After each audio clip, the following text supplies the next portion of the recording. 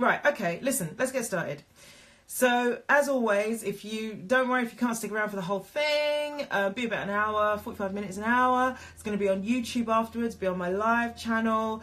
Be on my live channel for 24 hours, and then it will be on YouTube thereafter. Old ones are all on YouTube if you want to check them out. The first 6, I think, were on a particular topic. So, the hustle, work ethic, motivation, rejection, all kinds of things, all things related to being an artist. And then after that we kind of had these open topic ones, which is kind of what we're doing now, because I have started a new job, and so I'm not able to prepare them as I would want to. So, but these open topics seem to be working pretty well. So that's where we're at.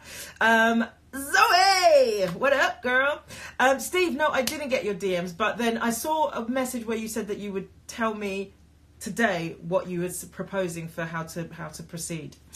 Citizen Joke, welcome. Insomnimum, good name, welcome. Okay, so I'm just going to start the ball rolling, but feel free to chip in with thoughts, comments, questions, because that's the only way that this conversation keeps going is if you guys chip in, because there's only so much I can think of before you guys' contribution sort of keeps the momentum going.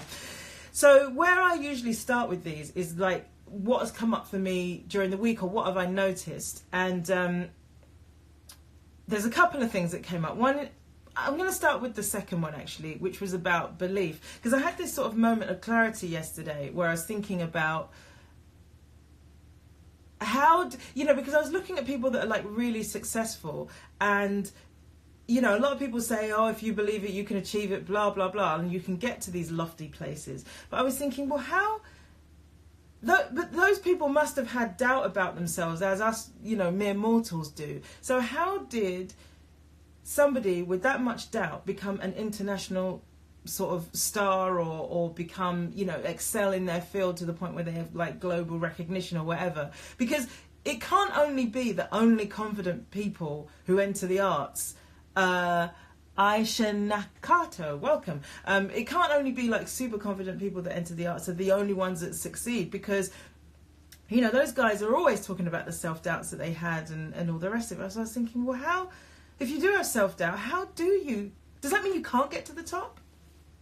And then the moment of clarity I had, or the insight that I got, was that the tipping point, yes, Malcolm Gladwell, Tipping Point, yes, I have read it. I think it's a great book. So the moment of clarity I had was that perhaps what we need to do is have the bigger dream as almost like a background thing, but all you really have to do is believe in what's next. So rather than, say, for example, you're an actor or whatever, you don't have to believe I will win an Oscar. You just have to think of the next step. And I think that for artists, I think it would take a lot of pressure off ourselves if we took our daily focus of how come I'm not an international superstar, and put it on how can I achieve the next thing, the next step. Do you know what I mean? Aisha Nakato is in Uganda. Hi, welcome.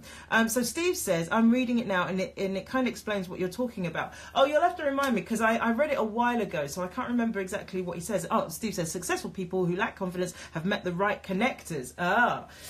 It's about connecting with people. Okay, fair enough. Nick James has joined us. Hello, Nick.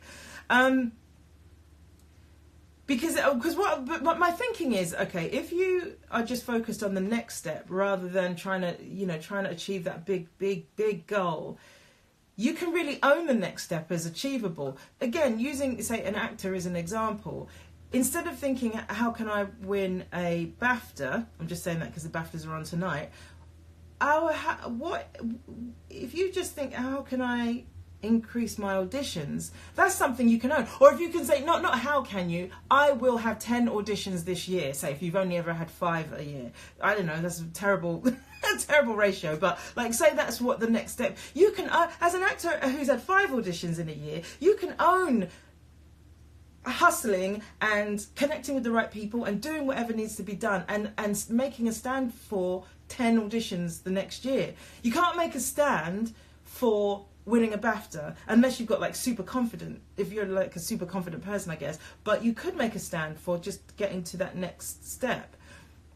The reason I'm thinking this is I'm thinking about the things that I'd like to have in my career, and I was thinking that as my career progresses in a direction that I want it to go in, suddenly the things that I would have thought pipe dreams maybe a few years ago, starting to not completely feel real, but they're starting to feel real. They're starting to take form and shape and feel like, oh, that I can see a path towards that now. Whereas before, when I first started out, I just it just seemed like a pipe dream. I didn't know that I was having pipe dreams. I thought, no, I'm going to get there somehow, even though I didn't know how, and even though I did hold it like a fantasy rather than a real thing that I could really achieve.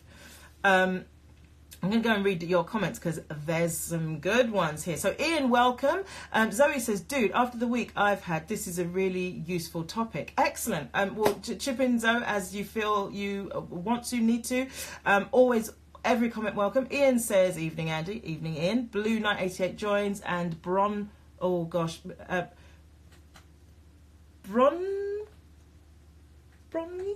is it Bromley? Right, phonetically how to pronounce it, because I want to be able to say your name right. Blue Knight 88 waves. Rasmus says it's difficult word. Sean Gardner says has joined. Stamp Radish has joined. BBC 84 says, whenever I have goals I want to achieve or challenges in life, I tend to treat it like a puzzle and break things down into small achievable goals. That way you are always one step closer. Very true. Atman Aharamazda has joined. So a few of you will know that I did this advanced course on the landmark organisation recently, and on their closing evening, completion evening or whatever of this program, she says, I'm going to give you some advice as to how to deal with problems in the future. And I think that it relates to what BBC 84 is saying, is that what we tend to do with problems is we go, I have this problem, say, I want 10 auditions a year. And then we have the reason that underneath it of why we can't get 10 auditions. So we have, I want 10 auditions a year, but I don't know enough casting directors.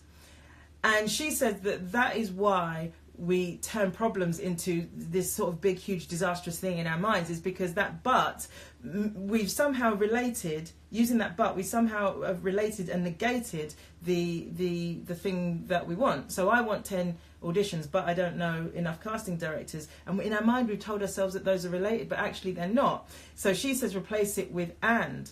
So you go, I want 10 auditions, or, replace 10 auditions with whatever relates to your field. I want 10 auditions this year, and I don't know many casting directors. So therefore, from there, you don't have to turn it into big drama, because you think, well, then how do I create 10 auditions, even though I don't know many casting directors? So it sort of takes because connecting those two bits of information when they needn't be connected is what stops a lot of people at a hurdle. It creates a hurdle that doesn't exist. Do you know what I mean? Like, there are people, in fact, someone was telling me their story of how they got into acting recently, and it involved knowing one casting director. So oftentimes, especially with creatives, we create all these hurdles and barriers as to why not, why I can't, why it's not happening for me, or whatever. And often they're just a story that we've told ourselves, when really, if you stop connecting those two bits of information, you would suddenly open up your world to all other possibilities, other ways of achieving your goal, of achieving what you want. Tony Robbins says that often people it's not resources that people lack, it's resourcefulness. And I think maybe it was one of his books I was reading, and it had you list, and I've talked about this before in previous chats, list all the resources that you have access to, and you'd be surprised at the list that you come up with. Because once you've got past the material things that you think are the limit of your resources, and you start thinking about, can I speak another language? Do I know someone who lives in a foreign city who would let me stay with them? Because that's a resource if, for example, you wanted to work in that foreign city. Like, I was in Toronto recently, and my brother's father and mother-in-law said, anytime you want to stay here, you're more than welcome. And that's really, really generous of them. because there's a thriving film industry and TV industry in Toronto. So say, for example, I was just like, I want to be a local hire in Toronto because I want to work on Suits. I've already got somewhere to stay. So you have to think of you have to be really inventive about thinking about the resources that you have before you really say to yourself, this can't be done. Because people have made films with iPhones. As soon as people make films with iPhones, as soon as you have people painting with their left foot when they're, completely disabled, as soon as you have, disabled Olympians and wheelchair-bound scientists, we can't make excuses. We just can't. Do you know what I mean? Like, you have to... And it's not to say that, because their situation is difficult, your situation, your problems or challenges don't exist. I'm not saying that. But sometimes we just we create this made up limit of like what we're capable of. And then live within it, not realizing we've created it. I'm going to go back on your comments now. So Steve says, no one wins the lottery without buying a ticket. Law of averages. Put yourself out there. More is more. Indeed. Sai Beck says exactly. Rasmus says the remove focus from yourself. Yeah, I talked about that a little bit last week, taking the attention off yourself. I think that's a really, that was some of the best schooling, coaching, that's what it felt like, around the face, but it was some of the best coaching I've had in a really long time. And probably it's been said to me before, but like your consciousness has to be able to hear certain things. Like probably a lot of the contributions that I've had made to me have been said to me many, many, many times, but sometimes you're just close to it, you don't want to hear it, so you can't hear it. But as time goes on, and you develop and hopefully grow as a person, you're more available to be coached in that way and get your attention off yourself. It's timely now because I think I can hear that coaching now. And anytime I sort of feel myself getting like really into my head about something, I just think, get your attention off yourself. It's a brilliant bit of coaching to remember. For me anyways, like maybe you guys are already doing it, but like for me it was just like, oh yeah, like I'm okay, like I don't have to be in this self-preservation and survival mode as much as I think I do. Vriska's joined, welcome. Philip's joined. Rasmus says, in my field, trainee chefs, you're a chef, very good, trainee chefs now, as opposed to in my time, just post on chefs group on Facebook to get spots at good restaurants, as opposed to knocking on doors or knocking doors down, for that matter. I mean, yeah, you have to do what you feel is appropriate and right for your field. But also, sometimes it's good to push yourself outside of your comfort zone. And sometimes it is good to just turn up at somebody's door. Because, again, this person that told me their story of how they got into acting, that's exactly what it was. He took a flight from another country, came to London, was knocking on casting directors' doors, dropping off CVs and headshots, and doing that for months and months and months of just constantly throwing the dice, taking a chance, because that's what you want. I think it was Quincy Jones that said, look, if there's something else that you want to be doing, or something else, or you feel like this isn't for you, or that it's too big a challenge, like in terms of being a creative, get out. Don't put yourself through this, because, this takes a certain mental toughness to be able to keep going, not knowing at all any guarantees as to whether you're going to make it. This isn't like becoming, a doctor or a nurse or something like that, or an architect even for that matter. You've got pretty good odds, unless you're some sort of fuck up or something, like you're going to make it to the end of your study and be able to call yourself a doctor, an architect or an accountant or whatever. You just got to get to the end of your study. It's finite, it's fixed. You make it to the end of your study, then you are the thing that you train to do. You can do 3 years in drama school, 3 years in art school, go to do a photography course or something, and that means nothing in terms of how much work you're going to get. So you have to sort of be willing to go outside of yourself, I think, if you really want to make it. But equally, I suppose you've got to know what you want from it, because the assumption is that everyone wants to make it, but some people are just really content to just have what they have. Like when I was doing stand-up, I remember that there were a lot of stand-ups who were just really content to just do their couple of gigs a week. They had a family maybe, or that's all they wanted from it. So in that respect, I'm not going to, be in that person's face and just go, you need to start, hassling Don at the Comedy Store and getting bigger gigs and trying to get, your 10 spots at the comedy. Like, that's not what they want. I mean, I suppose more I'm talking to people that have aspirations to go beyond wherever they're at. That's more what this conversation is about, but not to negate the people that are just content with what they've got, because that's as legitimate as anything else. Citizen Joke says, this is so true. No one but yourself holds you back. Absolutely. Phil says, hello. Carly says, I find that despite my story, international thoughts, yeah, like it. My career has a life of its own. It's alive outside of me. I follow it. I just have to trust it, which is challenging, but has led me well.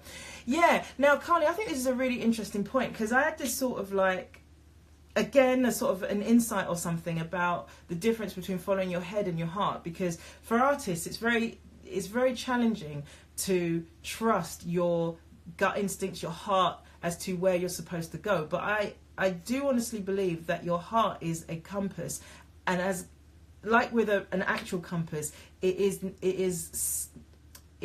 defaults to your true north. So wherever it is that your being is supposed to go, your heart will automatically just always, no matter which way you're orientated, whichever way your head tries to turn you, your true north is always going to be your compass. Your heart is always going to be facing towards your true north. But the challenge is to know, to trust that even though sometimes on paper that true north direction, that next step in that true north direction doesn't always make sense, to trust it, but also to be able to distinguish between what's head and what's heart. Because sometimes the head masquerades as heart. And so you're thinking, and I've done this before, I've had moments where I've been thinking about something, thinking about a decision I need to make, and it's felt like, no, this is the right thing to do, this is gut instinct, and actually it isn't, it wasn't, it was heart, it was head masquerading as heart. It was my brain trying to present, or my mind trying to present me with a logical choice, but trying to make it look like it was instinctive. So it's actually a tricky thing to do, but I think if you do it, it will never steer you wrong. If you follow your heart, your instinct about where you should go as an artist, it will never steer you wrong. I think the moment that your mind comes into play, it has you do things like copying other people, like because that's worked, because that seems logical. Like logically, if you've seen something work for another artist, whatever field you're in, it makes sense to replicate that. But it makes sense to the head, not to the heart. The heart knows that you've got something unique and specific to you to offer. And it's trying to get you to the place where you can present it to the world. But, you know, we're stubborn creatures. And sometimes we don't want to listen. Steve says, I watched a guy with no hands doing card tricks on Penn and Teller. Penn and Teller, I say, yeah. I was thinking Penn is a station. Penn and Teller. It was amazing. Search the video on YouTube. Be inspired. Stop telling yourself the I can't do it story. Yeah, I mean, listen, let's take a moment as well to acknowledge that I can't do it is not... Let's make a distinction of like where I can't do it is coming from, so that we can give ourselves a break. Because I don't want this to turn into a yes you can Tony Robbins thing. What you're saying, Steve, is valid, but I also want to recognise that I can't do it is just a mechanism of the mind trying to keep everything safe and the same. So that's all it is. So we can disappear I can't do it by acknowledging that it's the mind at play. That's all it is. So that when it comes up, we don't have to override it with positive thoughts. We just have to acknowledge, oh, that's the brain, that's the mind doing its thing, telling me I can't, when I know I can. And that maybe it's not true. I mean, that's the thing. The mind is one of the most unreliable things in the world. In so many instances, do you know what I mean? So we have to be really careful about like when we listen to it and when we don't. It also serves a purpose, stops us getting run over and stuff like that. But, you know, whatever's got to... get a balance. Wickand123 and Lights28 has joined and waves. Hello. Zoe says, when the attention is on yourself, how do you stop it? What's your go-to interruption? Let me think. When it's on myself. Well, now that I've just done this advanced course, I literally say, get your attention off yourself. And that does it. That's not really very helpful because it makes it sound really easy, but I think it's just because I've literally just had this training, this insight with this coaching. Maybe if I tell you what happened that when I got this coaching, that might be of use. So basically, the context of the advanced course is that you've got what started to happen in the program, let me put it like that, is that people started to put themselves forward to share and make contributions, and people were contributing to other people, going up to the microphones because they have microphones at Landmark and all this sort of thing. So it's sort of, in my mind, created an environment where you could just chip in. And she was the facilitator was talking about how we needed to get off our asses and start speaking to people in our lives to get them to the completion evening, because the point is that you've got to, well, not the point, but one of the things they have you do is speak to people in your environment to get them to come to the completion evening, to share the evening with you. And I was getting really pissed off because I'm like, why is there so much focus on trying to get people to this completion evening? Why can't our success in this program be predicated on something else? I'm getting really frustrated. I got my head in my hands and I just leapt up and I just said, and I thought I was, being good for putting myself forward to be coached to bring myself out of this funk that I was in. Because I was getting in a real funk. I couldn't really hear what was being said because all I could hear was bring people, bring people, bring people. So I leapt up in the middle of the conversation. The facilitator's doing her thing. And I said, sorry, can I have some coaching, please? Because I'm really caught up in, this thing and, what you're saying about bringing people into the thing. And she said, then just listen, I'm in the middle of something here. Like, just let me do this thing. And I said, but Susan, I'm asking you, I'm trying to put myself forward for some coaching. I just need your help. She said, here's some coaching. Get your attention off yourself. And so I sat down and I had my head in my hands like that, just feeling completely stupid because what I didn't see was that I'd interrupted her flow. What I was thinking of was I'm trying to do the right thing here. Look at me, martyr, throwing myself forward to be coached. And I was expecting, oh, dude, what's going on with you? Talk me through what's happening. What are you in right now? And she was just like, get your attention off yourself. And so I was stung by that, but I sat there just stewing, but also trying to make sense of what had happened. Get your attention off yourself. Get your attention off yourself. What did that mean? Because I felt like I needed help. I felt like I'd asked for help and then just got smacked down. And so but I was in this like massive wrestle with my brain of like trying to get my attention off myself, trying to take the coaching, and really being in this funk. And sort of stormed out, went to the toilet, took ages, because that's my little protest. Is I won't be in the room. I'll show you. I'll miss out on some of your facilitating. And then came back and slowly the funk sort of dissipated or whatever. And as time's gone on, I've just been able to see that anytime the thought is doing the but and if you do this and what is that and they said that and you can feel the chemicals start to surge around your body as the emotions start and the thoughts latch onto the emotion, and it sort of creates a circular experience that you can go, oh wait, get your attention off yourself. So I don't know if that's useful. Carly says meditate, ? Steve says work ethic, passion, drive and desire. Weekend123 mentions my stand-up. Rasmus says talent also matters on that note. Just saw your grind a bit. Howling with laughter. Oh, thanks very much. Ian says a couple of weeks back in asked you about writer's block. Well, in the week since, I've completed half of my script. Well done. Showed it to a friend in the business and her boss loved it. Congratulations. That is amazing. Carly says internal, not international. Okay, got it. Mox1 joined. Steve says great job, Ian. Well done, Ian. Couple more people joining. Van Zekin 018, Tom Swanston, hello, and Rohim Madin 02, and Onoja has joined. Zoe says that's so true, and lol, and no. And Sai says, but surely taking the attention from yourself is totally opposite for a stand-up comedian. And I'll come back to that, Ian. UTK joined and says hello, and Tom says hello. Okay, so Sai, with stand-up comedy, you can't have your attention on yourself, because having your attention on yourself like what I'm talking about when you're actually in the moment of performing, if you have your attention on yourself, it's like walking on a tightrope and suddenly looking at your feet. and being aware of suddenly you're thousands of feet up, or how, you know, wherever you're doing this tightrope walk, 10 feet up maybe.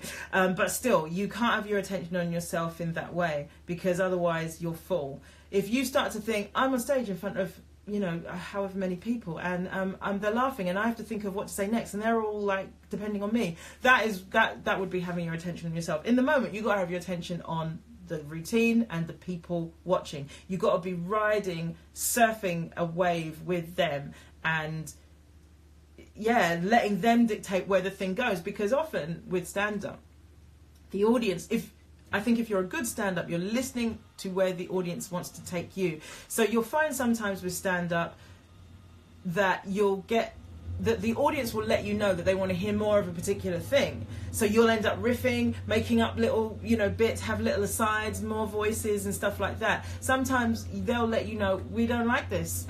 And that always happens. So if you have your attention on yourself, you would be making the decision, well, I'm doing the routine I decided I'm going to do, and I don't care what you lot want.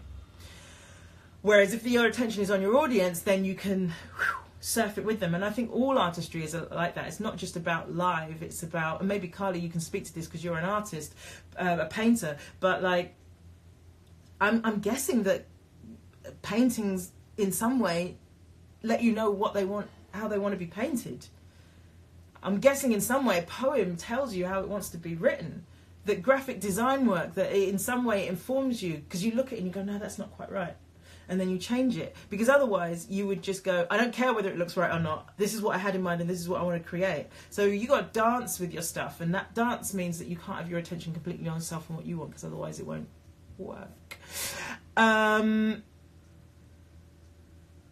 Bye, Rasmus. Enjoyed this excellent session. Keep up the excellent work. Love your work. Thank you. Tom says, this is Ace. By the way, I became a life coach last year. Oh, congratulations. Loving it. Neve, hello. Steve says, how do you become a life coach, Tom? I've been told I should do that. Oh, interesting. Zoe, was that of use to you, if you're still on? I don't know if, because I felt like that was actually quite a long explanation of the old get your attention off yourself. I don't know if that was useful to anybody, but that's how that coaching came to me, and that's why it resonated so strongly, because it came to me right in the middle of a funk. And I think if it had been said to me when I was in a more placid sort of mood, it wouldn't have landed. But because it came to me right in the middle of that funk, I think that's why it sort of shook me up so much. Cybeck says, okay. Weekend123 says, I always remember the stand-up you did when you said, do you work in uniform? I fancy those who do. Oh yeah, uniform.com, lol. So if I ever hear that quote, I hear it in your voice.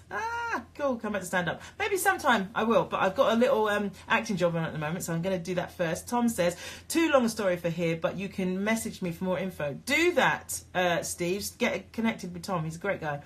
Carly says, absolutely, two-way conversation. I have to listen too. Cool. So Carly is the painter that I've been talking about here, guys. And she's saying that she feels that it is a two-way conversation with her work, which to me is like really interesting, because I can imagine that to be the case in theory, but to hear you report back that is the case, I think that's really interesting. So sometimes I think we do get a little bit stubborn with what we're creating. And maybe, I mean, I'm just, thinking this through for myself just now. Maybe that is when we feel stubborn and want to push it in a particular way that it doesn't want to go. Maybe that is us having our attention on ourselves and thinking more about what we want rather than what the thing itself wants. In Elizabeth Gilbert's book, Big Magic, where she talks about the whole thing of being a creative, she describes creative entities as these beings almost that like call themselves into existence, and they sort of hang around you waiting to be born, waiting to be birthed. And if they don't feel like they got a chance with you, they'll go to someone else, and sometimes they go to a few people, which is why several people might think of the same thing at the same time. You might have like, for example, there was a year when two big like studio films came out about magicians, The Prestige and The Illusionist. So ideas come around and want to be born, but just because they've been born doesn't mean they don't stop wanting to somehow influence their own existence, maybe, I guess. And so if we're trying to pull it this way and it's like, no, I want to go this way, we might end up in a bit of a battle with it. Or it might not turn out to be any good because we're trying to force our will onto what it wants to be. Maybe. Maria says, yoga teaching, exactly that. Dancing with them as you teach. Yeah, I should imagine that a class of yoga students will let the teacher know what they need. Because even on a sort of really obvious level, if the class are like really lethargic, but you've planned a really vigorous session, if the class are sort of dragging themselves through the session, that will tell a teacher who is listening, as in listening with your whole being, okay, let me just change up this routine. And I think that's the skill of great artistry, be it teaching, chefing, painting, whatever it is, that you can dance with it. That's partly where skill comes from. Is dancing with the thing that you're in rather than imposing upon it. Imposing seems to feel like it comes from the ego, from the mind, whereas dancing is of the soul and the spirit. Because it's like when you actually dance, none of us, if we're at a party, we don't have routines. We let our bodies dictate where we want to go. We are literally dancing. And I think that maybe that's what our artistry needs as well, is to dance. A little bit, a lot. Steve says, cheers fella, I will do that. I think that's to Tom. Sai says, it's reading the audience reaction, going with the flow. Absolutely, Sai, that's bang on. Henrik has joined. Hello. Maria says, yes, totally. Useful, especially how you describe how the funk comes on and the physical sensation. Zoe says, yes, thanks for that, Maria. Zoe says, yes, it was. I have been in a big funk. Probably one of the worst I've had at work in 10 years. Oh, mate. To hear how it's been for you is useful because I've been struggling to hear anything positive, and the talk is very helpful to hear. Oh, I'm glad. Maria says, yes, totally. You can't get caught up in what you want. Yeah, but we do, Maria, and you know it. You know what human beings are like. Yeah. The funk is real, man. And you know what's the most interesting about the funk is that you think... I'm learning, should I say, that things that you think you want don't necessarily clear a funk. It is possible to have the greatest opportunity that you've dreamed of and wished for and worked towards and still have the funk. So it sounds like trite sort of like personal development, self-help stuff. But actually the truth is you've got to bring happy to the thing rather than expect the thing to make you happy. And I suppose our happy self is something that we have to reinvent every day anew. And we have to find our way of accessing that doesn't require external influence. Do you know what I mean? Like, it doesn't require somebody else to make us happy, doesn't require the job to make us happy, doesn't require a particular opportunity to make us happy, doesn't require sedating ourselves with like social media or actual drugs and alcohol and whatever, that we can bring happy to something, and then the things don't matter. But the funk is real, because the funk is like, what I've noticed for myself is that my brain...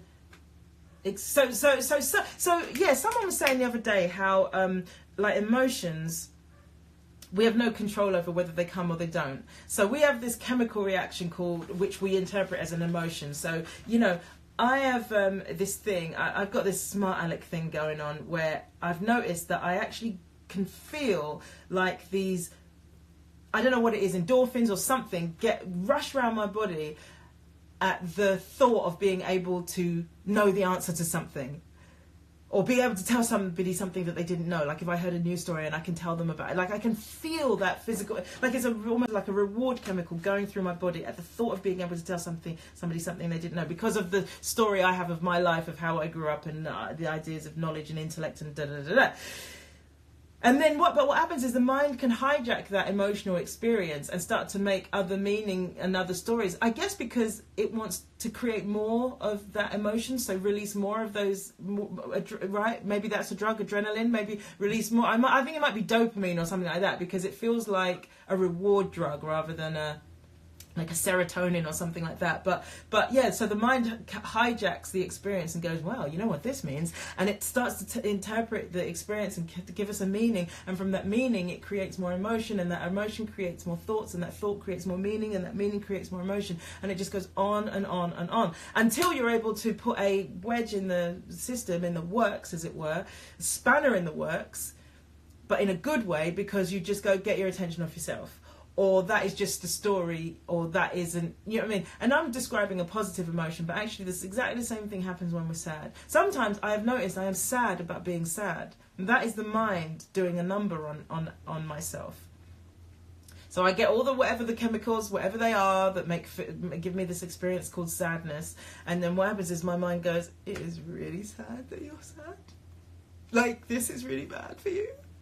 Like, this is like really bad, and so I feel really bad because my mind's telling me I feel really bad, and more sadness chemicals come, and I go, and then my mind goes, you feel more sad now, do you really? So it just goes on and on. But the funk is real, and we have to find ways of navigating it without like thrashing ourselves with positive, like, you shouldn't feel like this, but just giving it a context of like, it's not as real as we think it is. It's real in the sense that it's happening, but it's not real in the sense of it isn't real. Like, your mind is the unreliable narrator of your life, pretending to report back the facts. Yes. Okay, very good. I've reached the end of your comments. Wow. That was a lot. I feel like that was a lot. There was a lot going on there. But well done, y'all. I haven't even like mentioned the other thing that occurred this week, which I'll mention very quickly. Was just I was starting to realise. Processing, good, Steve, excellent. It's a lot of words. I said a lot of words. Yeah, so the other thing that occurred to me this week was I was starting to realise what practice means, why practice is so important. I don't even know if I can say the words to describe what I experienced, but it was almost, I mean, what it boils down to is realising that I need to trust myself to practice, trust in the process of practice.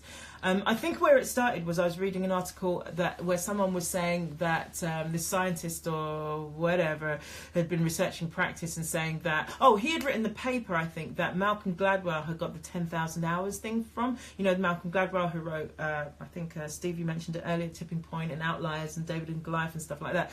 He was talking about practice indeed makes perfect, but this guy was saying specifically, that he feels like Gladwell misinterpreted his information, because it wasn't just any old 10,000 hours. You know, some people, you know, practice the piano, but actually what they're doing is sat there playing chopsticks for an hour. So he says, like, it's got to be, what did he call it? Begins with D. Something like intentional practice, deliberate practice, that's it. He said it's got to be deliberate practice, so it's got to be under the tutelage, ideally, of somebody. I think it's because when you're working underneath somebody else, they will have in mind how to push you a little bit further all the time. Whereas when you're in charge of your own practice, you probably tend to stay within the bounds of what you think you can do, or repeat what you've already done. That's what you think you can do. But he was saying these 10,000 hours need to be like of deliberate practice. And it made me realise that when I start a project or start something, I don't think I can do it. Say, for example, I'm learning lines at the moment, and I've sort of had a bit of resistance about starting because I'm like, I don't know them. Like, that doesn't make sense as a reason not to start. Of course I don't know them. That's why I've got to learn them. But I start from, I don't know them, so I can't practice. I don't want to sit here learning lines when actually that...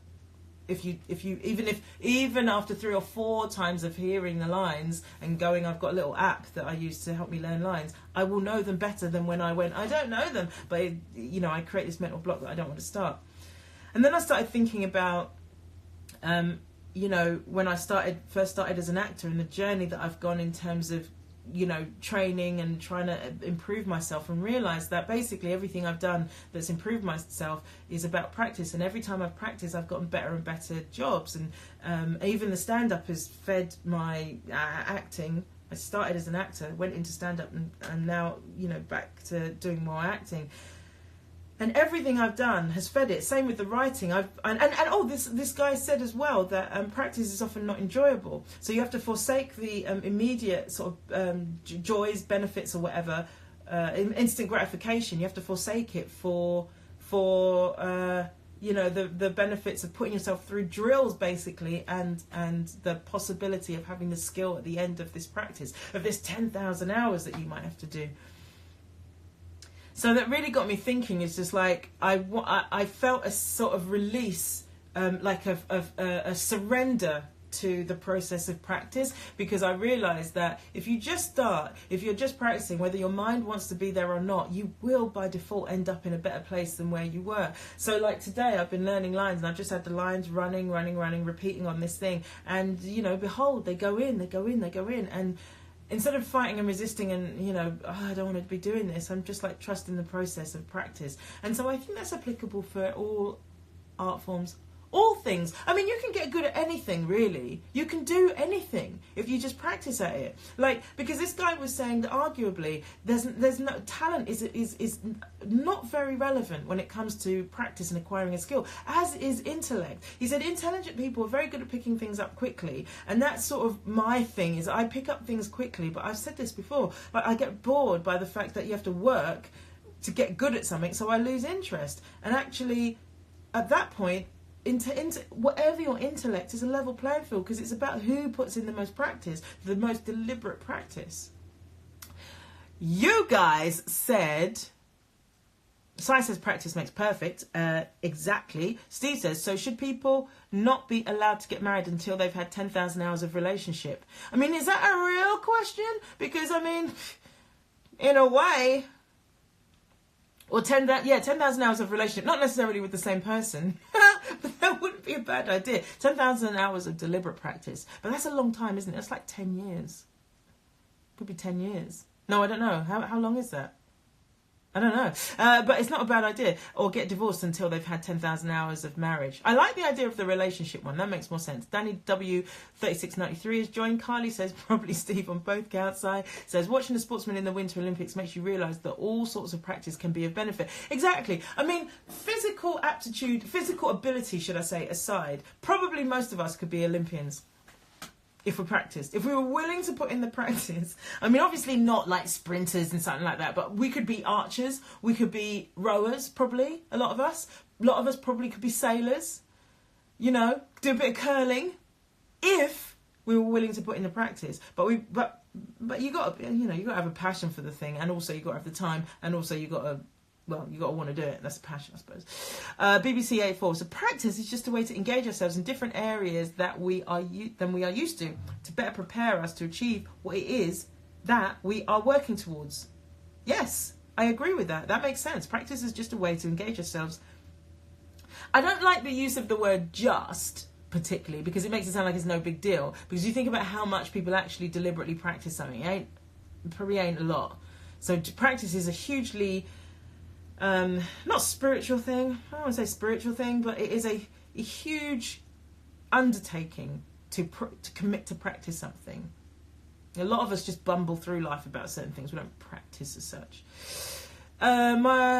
Steve says, but Sai, did you see the story of the Czech lady who won the downhill skiing with a set of borrowed skis because she fancied having a go? BBC 84 laughs. But Steve, I say there is also such a thing as beginner's luck. Because sometimes the naivety of not knowing what you don't know about a particular skill has you have a good, first run at it. I've noticed that there's quite a few people who don't really do comedy, but they've tried it, always report that their first gig was really great. And they go, I was only meant to do 10 minutes, and I ended up doing an hour, and it went really well. Okay. To me, being skilled at something is having a repeatable skill. So if you can do that every time you have a gig, then I would be impressed. But as a one-time thing, you got lucky. Just saying. Okay, so Sai says 10,000 hours is 416 days. So it's, yeah, just over a year and a bit. Even a couple of months. So yeah, so you'd need 10, 11 years of practice before you're allowed to be in a marriage. I think that sounds fair. Citizen Joke says, practice is the art of imprinting skills in your muscle memory. Yes, my head is not focused, but my body is, apparently. Yeah, I think that makes total sense. BBC 84 says, that's a valid point. Thank you for correcting me. It's only the just bit. That's the only bit I don't like so much, because it's such a big thing to undertake to practice something. There was one other thing. I will mention it now, but I think it might be a topic for another day. I'll plant the seed now and then leave you to contemplate it over the next week. And also we'll just have a quick chat about how you want me to proceed with these. Someone introduced the idea, or I became aware of the idea, that if you're seeing a trait or a quality in somebody else, it means that you have it. And I've really been thinking about it this week, because I've realised that there isn't much, in fact, if anything, I can really even criticise anyone for, without having to acknowledge I too have done that thing. Even when I think of like the most extreme personality, the most extreme ego that I can currently think of, and I'm sure you think of the same one, even Andrew, welcome. Even he, I think, well, I've lied. Well, I've let my ego dictate what I think is right and wrong. Yeah, I've probably said things inappropriately about a different gender, or do you know what I mean? I'm not saying to the extreme that he has, but it made me realise that actually he's not a great example, because his personality is so extreme. But like the other day, I was looking at someone's Instagram and I was like, God, that person's a bit full of themselves. And then remembered times that I've been a bit full of myself. Or, you know, it just happens all the time. And I think that the world, we would start to have a really different experience of each other if we started to acknowledge in each other, oh, that thing that I'm not liking in you, the only reason I see it is because I have that trait. And I'm either trying to suppress it, or I've expressed it another time, I just happen to be not expressing it right now. When in my acting class, before at Howard Fine, before we start the class, he always does this speech to the students, because sometimes he has students come watch who aren't members of his studio. And he always reminds people, he says, make sure that you watch, so they're basically watching a master class, and it's, how the masterclass works is that two students will put up a scene together, and then afterwards he'll critique the scene. So he tells students that are watching, that are new to his studio, make sure that you watch as colleagues, not as critics. He said, try to see where you may have made the same mistake in your own work, rather than judging people for the mistakes that they're making in theirs. And I take that out into the world when I'm watching other actors or other stand-ups, or you know, anyone who's doing what I do. If I see an actor do something that I think, oh, that doesn't really work, instead of thinking that was shit, which is much easier to do, I think, when have I done that? How did I come to be doing that thing? How can I put it right? Oh, that's what it looks like when you do it. So I make sure I don't do that in the future. So use them as a learning tool, rather than, you know, as a way to make yourself feel better about yourself by criticizing somebody else for what they're doing. So that was the thought. It's actually quite succinct. I thought I'd have more to say on it than that. Steve says, Carl Jung would talk similarly about the shadow. Those things we dislike in others is what we dislike in ourselves. When we push these people away, we are essentially pushing our shadow away, repressing. Yeah. Sophie Lou 89 has joined. Yeah, I think I think there's a lot in that.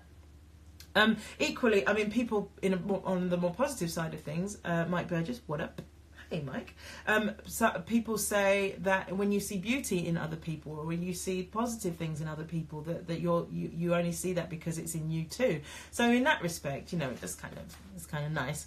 But yeah, it's kind of humbling as well when you start to acknowledge the things that you're seeing and criticizing in other people. When you recognize those traits in yourself, it feels more humbling than going, you know. So that's thing. And I think we've kind of come to the end of our session. But guys, as always, I can't even begin to express how great it is to have you here and to be able to have this conversation and to keep the conversation flowing and, you know, throw your comments and thoughts in and questions and have me really, really have a think about what's true. So my question is, I said that this would be the last one, but then I asked you guys, I don't know if who had a chance to vote and who didn't, but I asked who would like them to carry on in this open topic format, or rather who would like to wait until after the summer when I'll be able to do the more prepared ones again. And like the polls seem to suggest that you wanted to keep the open topic ones going, so I think I should be able to do that. But if you've got any thoughts on how you want me to proceed, I know Steve, you had some thoughts that I didn't see. I saw, I think I said this already, but I saw that you said that you would mention these things here. Just let me know. You can either post a comment now. Thank you for the hearts, whoever just did that. You can post a comment here, or you can DM me or whatever and just say, hey, wouldn't it be cool if you did da da da da da? I don't know. I really don't know. But I want this to be of use to you, because like I was saying, I want to dance. You got to dance with these things. You can't just be about where I want it to go. It's like what's of value and what's of use to you. So so Steve says, my idea was to relieve you of the burden of preparing, give us something to read, watch, and come ready to share. Oh, that's an interesting idea. Let me think about that, because there's a part of me that says that feels like preparing. Okay, cool. Steve says also keep open topic, but make it more book clubby. Oh, I see. Okay, so I watched this video about blah blah blah. Discuss. Interesting. Okay, and so how would I communicate that? Do you think I could just post it on Instagram and just say, oh, this is, because you can't put links on Instagram. Unless I put them in my on my biog, but then my YouTube link is there and you can only have one link. I think that's a really good idea. Yeah, the only thing is I can't link a video. I can't link to any videos or articles or anything like that. You can't put a link on Instagram things. Type the link out. You can't cut and paste, mate. It's an absolute nightmare. You can't cut and paste. All right, everyone thinks it's a great idea. Fine. I'll have to think about how I'm going to do it then. Maybe I'll just, also, what if the video is super long? You might not have time to watch. Fair point, Carly. And right now is the limit of the idea because I can't free flow with you. All right, let me have a think about it, because I'm sure we can make something work. It might be that let me think about it, because I want it to work. Lucy says, really enjoy these. I often think about points you make in the week. Oh, that's cool.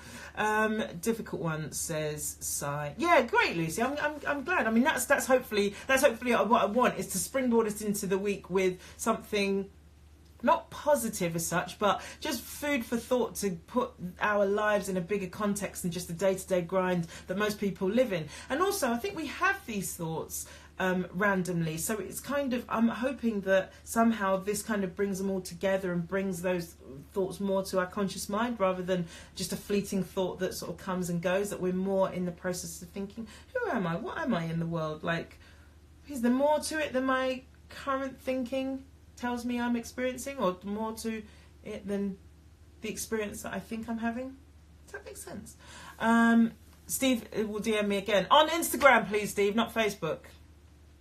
I'm trying to shut off Facebook messages, because all people do is just send me weird messages, and I don't like it. So, guys, I think I'm going to say that that's our session for this week. I think it was a really great one, really interesting. I don't understand why you weren't able to. Try again, please try again. Crying face. I really appreciate you all being here, should I say, and for steering me as to where to go. Let's just give it a go next week. Let's play it by ear, go week from week to week to week, and we should be grand. We've got to dance with this thing. Thanks, Carly. Thank you for being here. It was really lovely to have you here on session, and everyone that joined. Zoe, I don't know if you're still here, but it was really good to see you. Sai, thank you for sticking around. Tom, really great to see you. Yes, everyone, have a good night. Have a wonderful week. Steve, thank you so much. That's such a lovely thing to say. Have a wonderful week, everybody. And if you want to re-watch, it's gonna be there. It's gonna be on the live, and then it'll be on YouTube for forever and ever and ever. Andy, I will speak to you soon, and I hope you're doing well. Cool. Thank you, Maria. Thank you. All right, I'm going to sign off because you guys are being too lovely, and I'm just like, this is all very lovely. Bye, classmate. Steve says, I've got the Instagram timer. Gotta go, guys. All right, see you guys soon. See you on the gram during the week anyways. All right, bye.